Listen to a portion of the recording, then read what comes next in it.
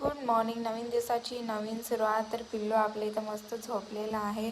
तर मी लगेच गरम पाणी करून घेतलं पिण्यासाठी.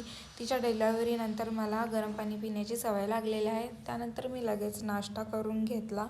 आणि काल माझे पप्पा गावाकडे गेले तर त्यांनी हरभऱ्याची भाजी हे सगळं आणलेलं आहे. बोरं, चिंच, पेरू आणि द्राक्षसुद्धा आहेत त्यामध्ये. आणि मी लगेच स्वयंपाकाला लागले कारण मला आज खूप स्पेशल कामासाठी जायचं होतं. तर मी इथे वांग्याला फोडणी घालते आणि साईड बाय साईड मी भातसुद्धा घातला होता आणि मी वांग्याला लसणाची फोडणी घालते.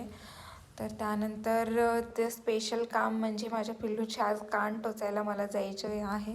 त्यामुळे मी पटापटा आवरत आहे. दोन्हीकडे मी पटकन शिजवून घेतलं दोन्हीसुद्धा आणि हे मस्त शिजलेलं आहे. तर आता मी निघते आणि हे पिल्लूकडून जबरदस्तीचं बाय.